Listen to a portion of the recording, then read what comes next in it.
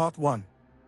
The old woman on the corner called out my name like she had always done, but that morning there was a tremor in her voice I hadn't heard before. Mrs. Babbage had been the sort of neighbor who catalogued the neighborhood in a ledger of recollection. I knew where she kept her spare time, which of her begonias favored full sun, the names of her 3 dead husbands. She had a way of owning the small facts that made other people feel anchored. So when she called, I left my office and went. "Professor Harlan," she said, hands on her hips, peering at me with eyes the color of old film. "Do you know where the little boy comes from?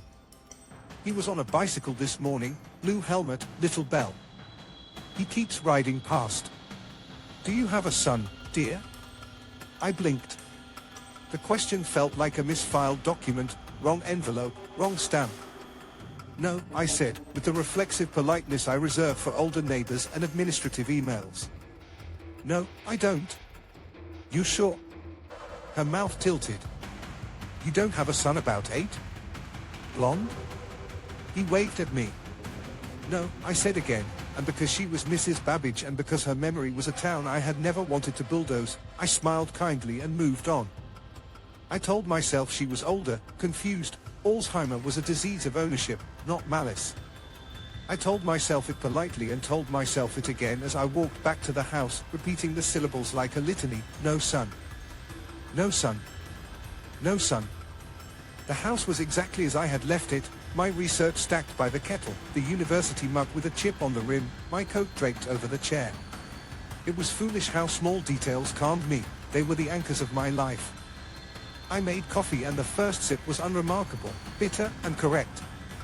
Then the smell changed, subtle at first, a sulfurous burn riding the back of the coffee scent. I froze.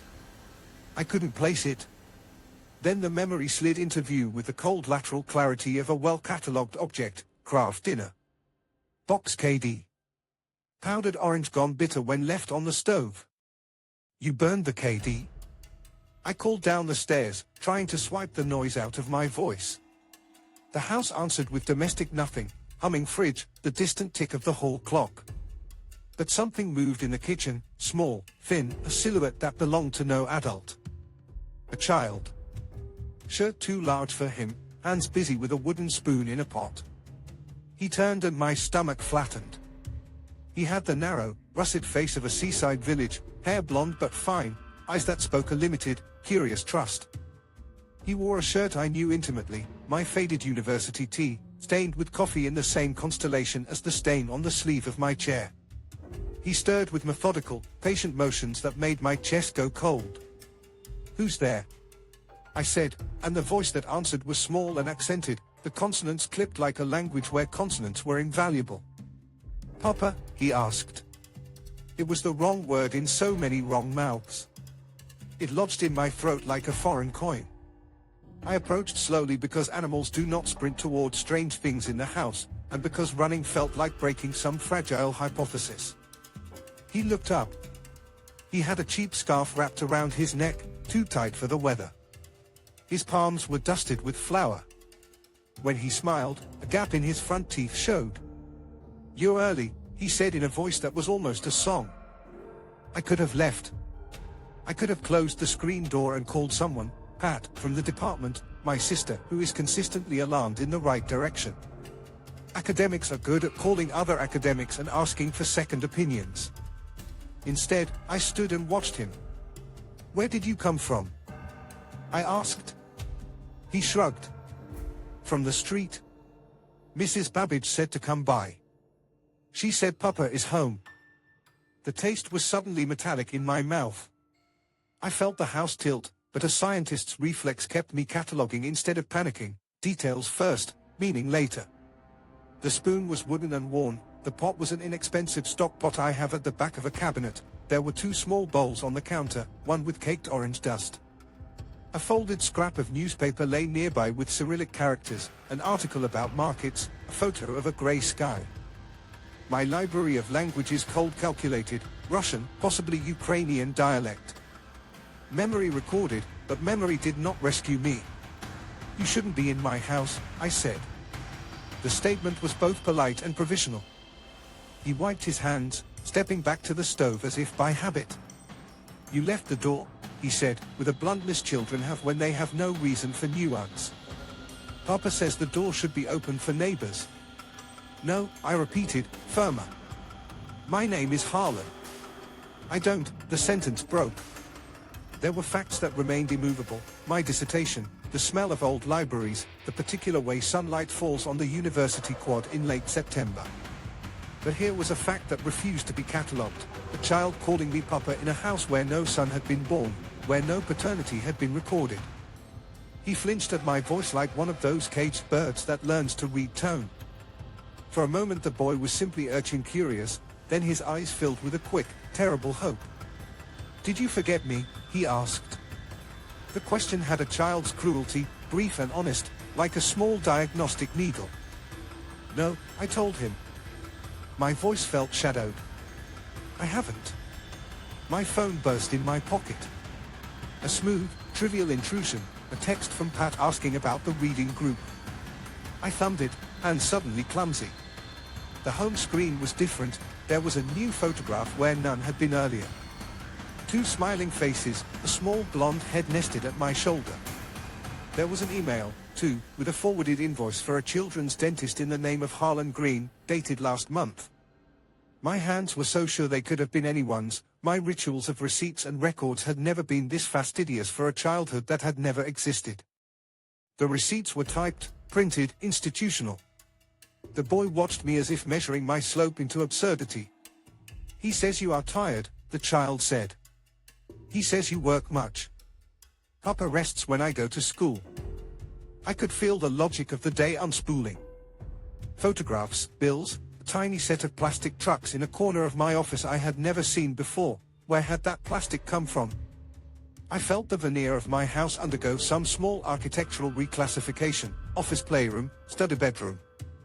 A lamp I had sworn I never owned now had a kid's animal decal. Maybe Mrs. Babbage is wrong, I said to myself. I said it aloud because saying it aloud keeps a fact in the chest. The boy's small shoulder trembled in the way that frightened creatures tremble. He repeated the word Papa like a charm or a plea, and with each repetition the air thickened with something old and particular, a sound from a Slavic lullaby, the scent of kowloon, bread, and a note of soot. He set the spoon down, walked across the linoleum, and reached for my hand. His palm was cold and small and steady. I looked at my own hand. There were specks of flour on my wrist I had not felt. When I looked up again, the kitchen hummed with a domestic normalcy I did not recognize, a child's artwork taped to the fridge, a magnet in Cyrillic, a framed photograph of a woman with hollowed cheeks and a shawl, the woman's name handwritten beneath it, Svetlana. The house had not rearranged itself for a stranger, it had placed itself around a memory I did not possess. I felt like a guest at my own life. Sit, the boy said, pointing to a stool now exactly where it should be, like an annotation that had been added to the page. I Saturday. He set a bowl before me, KD that was slightly burned at the edges.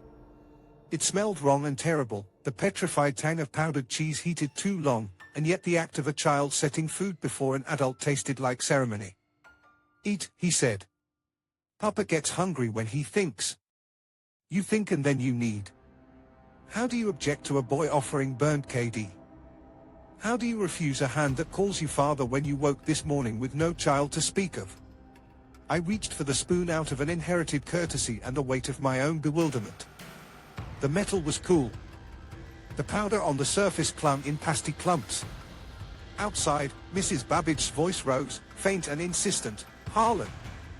He waved at me again on the corner. Such a darling he is. And somewhere between the stooped woman's certainty and the child's small outstretched hand, the room settled into a verdict: I would need data. I would need records. I would need to understand how the world had been altered, if altered it was, before choosing how to react. I did not yet know, as I put the spoon to my lips, how effectively a domestic tableau can steal the ground under a scholar's feet. Part 2. By the second afternoon, it was harder to remember the version of the house that didn't contain a child. The coffee mugs had multiplied. There were drawings, done in bright pencil, taped above the switchboard near the kitchen, a man, a small boy, and a woman in a red scarf. Beneath them, written in a looping child's hand, were the words "Y-A-I Papa I Mama." I had no memory of teaching anyone Cyrillic. I kept looking for mistakes, for edges of fabrication. People who dream of alternate lives sometimes spot seams, small inconsistencies, places where the brushstrokes of the illusion don't match the original. But everything in the house was self-consistent.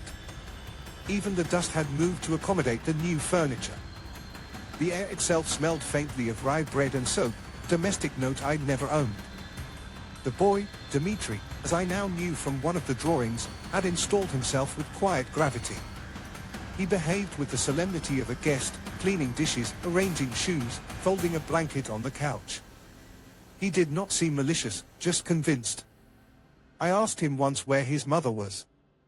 He said, "She is in the clay room. Making bread." "The what?" "The clay room," he repeated, like I'd asked the world's silliest question. "The small one. Downstairs." I did not have a basement with clay walls. Or at least, I hadn't. That night I checked. The door beside the kitchen pantry, once a shallow storage closet, now led down 3 narrow steps into a small, low room with rounded walls the color of earth. The air was cold, dense, heavy with the scent of yeast and wet stone. On a table sat a half-shaped loaf. It was warm. I left the light on and shut the door.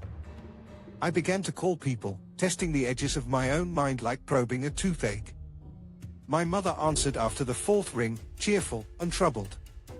"Hi, darling. How's my grandson?" I gripped the phone harder. "Grandson?" "Dmitri," she said, as if the name were sunlight. "He sounds adorable on the videos you sent. He looks just like you did at that age." "I never sent you videos," I said. She laughed softly, the way mothers do when they think you're teasing them. "You did. Yesterday. You should rest more, you sound tired." The line clicked before I could reply. I sat for a long time staring at the phone's black screen. It reflected my face and, behind it, a small boy at the table eating soup from a chipped bowl. The reflection was so natural, so calmly framed, that for a moment I almost smiled at the domesticity of it. Then I realized I had not cooked soup. The next morning I drove to campus. I needed to anchor myself in some institutional sanity. The corridors smelled of disinfectant and old paper, reassuring smells, factual smells. Pat was already there, hunched over a printout. "Rough weekend?" she asked. I hesitated. "You could say that. Something's wrong with my house." She glanced up. "Svetlana giving you trouble again?" The name struck like a hammer to the base of the skull. "Who?" She frowned. "Your ex-wife. The Russian one. Harlan, we had lunch with her 2 years ago. Don't tell me you're back to repressing the whole Moscow trip." "I was in Moscow," I admitted slowly, "but I was alone." Pat sighed. "You really should talk to someone about the memory gaps. You can't just compartmentalize your entire life every time things get heavy." When I asked her later, hours later, she didn't remember saying any of that. She blinked at me as if I'd misheard everything. "Svetlana? Who's that?" It was around this time that my academic notes began to blur. A margin annotation written in my own hand read, "Chernaya Vedma." I didn't remember writing it. Black witch. Folk curse. That night, Dmitri cried. He said he had dreamed of the river back home, of ice and bread and a dark woman who told him he must remind Papa to remember. I tried to tell him it was only a dream, but the words felt dishonest even to my own ears. His hand was cold when he clutched mine. Cold in the way that isn't physical, the way that suggests an absence rather than a temperature. "Papa," he said quietly, "please remember tomorrow." "What happens tomorrow?" He didn't answer. He only closed his eyes and fell asleep sitting upright. I carried him to the small bed in the clay room. The air was colder down there, dense as a cave. I tucked him in, touched his hair. The texture was wrong, too dry, too fine, like old straw. On the wall, etched faintly into the clay, were words in Cyrillic script. I could just make them out, Pomni. Kokta Zabudesh, Ostanesh. Remember. When you forget, you remain. I didn't sleep. Morning came with too much light. The smell of bread was everywhere. When I went downstairs, there were 10 people in the kitchen. They spoke Russian softly, passing bowls, smiling faintly when they saw me. The air shimmered as if I had walked into someone else's memory mid-scene. An older man with yellowed hair and a thick neck clapped me on the shoulder. "Boris," he said, beaming. "Brother. We thought you overslept." I stumbled back. "Who? What?" "You drink too much at birthday dinner," he laughed. "For our Dmitri. He turns 9 today." I opened my mouth to protest, but there was a cake on the table with 9 uneven candles already burning, wax pooling onto the frosting. Svetlana stood behind it, thin as parchment, eyes too pale, too steady. She wore rough homespun fabric and a smile that didn't belong to human fatigue. "Smile for him, Harlan," she said in a low, accented voice. "He loves you so much." I looked around. The kitchen's modern surfaces were gone, replaced by wooden boards, crude clay walls, oil lamps. The floor was dirt. The ceiling beams dripped condensation like sap. Dmitri appeared beside her, small hands clutching a toy carved from wood. "Papa," he said softly. I stepped back. "This isn't my house." Svetlana's smile didn't fade. "Say it is, and it will be. Say it's normal." When I didn't answer, the others began to hum, low, deep, a rhythm that was not a song but a vibration, old as frost. The air thickened. The cake flickered. For a heartbeat I could see 2 versions of the room overlapping, the clean modern kitchen and this archaic hut, each one shivering against the other like reflections in rippling water. I did the only thing a rational man can do in a room that's lost its geometry. I ran. I remember the sound of the child crying as I pushed past him. The world outside was still September, suburban, ordinary. Cars passed. The trees were brown with the early fall. My own reflection in the car window looked pale, cracked, but alive. When I looked back at the house, it was still there, white siding, green trim, the faint smell of lawn fertilizer. For a second I thought I had hallucinated everything. I drove until the buildings of the university reappeared like pillars of sanity. I found Pat again, demanded she confirm what she'd said about Svetlana and Dmitri. She blinked at me blankly. "Who are you talking about?" "You called her my wife." "Are you okay, Harlan?" I checked my phone. The photo of the 3 of us was gone. No receipts. No Cyrillic. My house key in my hand felt ordinary again, heavy and cold. I drove home cautiously, expecting, what? A crater? A note? But everything looked clean, precise, restored. No clay room. No drawings. The refrigerator magnets were back to their dull metallic shapes. For a brief hour, I allowed myself to believe the delusion had folded itself away, that whatever had possessed my weekend had receded back into some folkloric hinterland. Then Mrs. Babbage waved at me from her garden. She was holding a small plastic helmet, blue, with a bicycle logo on the side. "He left this again," she said. "Silly boy. You tell Dmitri to come get it, yes?" I didn't answer her. I couldn't. I went inside, locked every door, and began to write. Part 3. I didn't sleep that night. Every creak of the house sounded like a child's step in the hall. I kept the kitchen light on, a foolish talisman against the shape of memory. The helmet Mrs. Babbage had given me sat on the counter. I stared at it until dawn burned through the blinds. By morning, I had decided on one thing: I would verify. Fear had to be catalogued, mapped, rendered into language. That was the only way I knew how to survive it. I began with my old travel journals. 15 years ago, I had lectured at a conference in Moscow, a week of grey skies, thin coffee, and folklore scholars whose obsession with myth bordered on faith. One evening, a local historian had invited us to a rural museum outside the city. I remember the wood smell, the candlelight, the way the old curator had smiled when he spoke of Chernaya Vedma, the Black Witch. He said she wasn't a witch so much as a memory disease. She takes, he'd said, those who forget their blood debts. Those who forget their child or their home. She builds them a new one. A better one. And once they believe it, she keeps it. I'd laughed politely at the time, thinking it was the kind of apocrypha you quote to fill a paper. Now the words felt like a clinical diagnosis of my own house.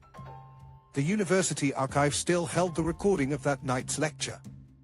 I found it on a hard drive, half corrupted. At the 30-minute mark, there was a voice behind mine, a woman's whisper, barely audible, saying something in Russian. I isolated the sound, boosted it, and translated. Do not forget him. The timestamp matched exactly the moment I had described the myth of stolen families. I deleted the file, but the whisper lingered in the speakers like static memory. The next few days dissolved into something thin and unreal. Every rational part of me insisted that the weekend had been a psychotic episode, sleep deprivation, maybe an undiagnosed breakdown. But evidence accumulated in tiny, insolent ways. A child's spoon in the sink. Dirt under my nails that smelled of clay. A phone contact named Svetlana Green that I did not add. Her profile picture was blank. Her status read, "He misses you when you forget." I stopped going to campus. The house felt occupied, though I couldn't say by what. Some nights I'd wake to the faint scrape of bicycle wheels on pavement, circling the block in patient loops. Once, just before dawn, I saw the shadow of a small figure stop under the streetlight. The light flickered. The shadow waved. I closed the blinds and didn't look again. I wrote emails to my mother, to Pat, to Mrs. Babbage, trying to explain, but every time I reread them, the text shifted, nouns dissolving, sentences reforming. In one draft, I'd written, "Dmitri is gone." When I opened it later, it read, "Dmitri is home." On the fifth night, I woke to humming. It came from the kitchen, low and rhythmic, like the same Slavic melody I'd heard during the birthday dinner. When I went down, the light was already on. A loaf of bread sat cooling on the table, steam rising like breath. Next to it lay a photograph. It was of me, sitting at that same table, smiling faintly, with a boy on my lap. The date printed at the bottom was last week. I tore it in half. The paper bled a thin line of damp clay instead of ink. I think that's when the last rational segment of my mind began to fracture, the part that separates metaphor from experience. The phone rang at exactly 3:33 a.m. A voice I hadn't heard in years, soft and cold. "Harlan. You forgot again." "Svetlana," I whispered. The name fit the dark like a key. "You promised," she said. "You promised to remember the child." Her tone wasn't angry. It was tired, like someone reciting a prayer for the 1,000th time. I told her she had the wrong number. She laughed, a small, crisp sound, like sugar cracking. "He's waiting for you, you know.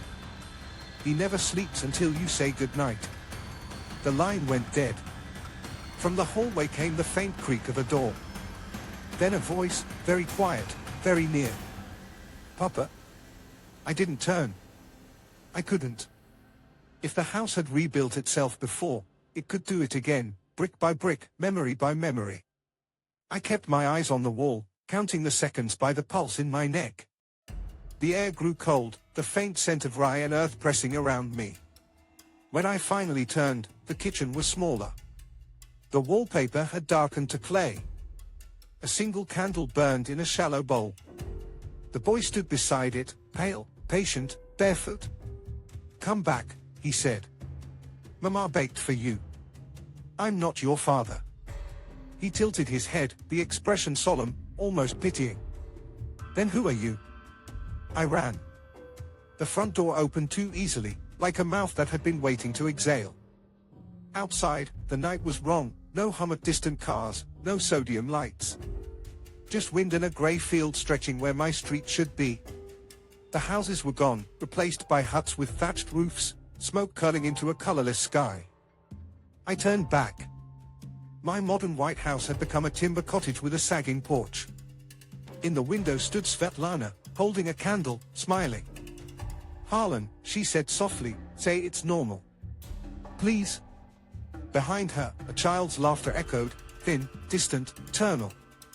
I woke on my couch at dawn, the television flickering with static. For a long time, I thought I'd dreamed the entire thing. Then I saw the mud prints on the floor, small and bare. Mrs. Babbage knocked an hour later, bringing scones as if nothing were wrong. She looked cheerful, her hair neatly pinned. "Lovely morning," she said. "I saw Dimitri heading to school just now." He waved. Such a polite boy. My throat closed. "Mrs. Babbage," I said carefully, "do you remember a time when I didn't have a son?" She smiled, indulgent. "Of course not, dear.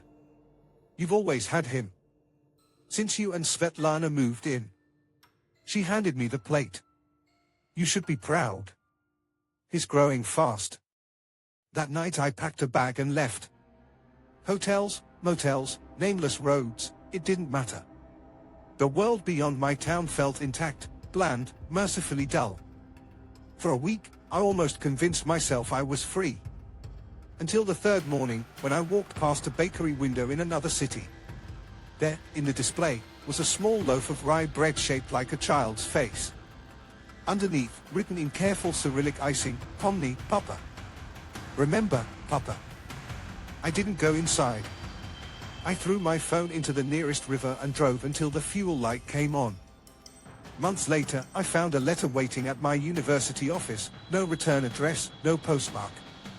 Inside was a photograph, Mrs. Babbage and a boy on a bicycle, both smiling at the camera. On the back, in my own handwriting, was a line I never wrote. "Memory is a house that invites its own ghosts." I live alone now, or at least I tell myself I do. But sometimes, at dusk, when the light in the hall flickers, I smell bread baking. And from somewhere under the floorboards comes the faint, steady rhythm of a small bicycle wheel turning.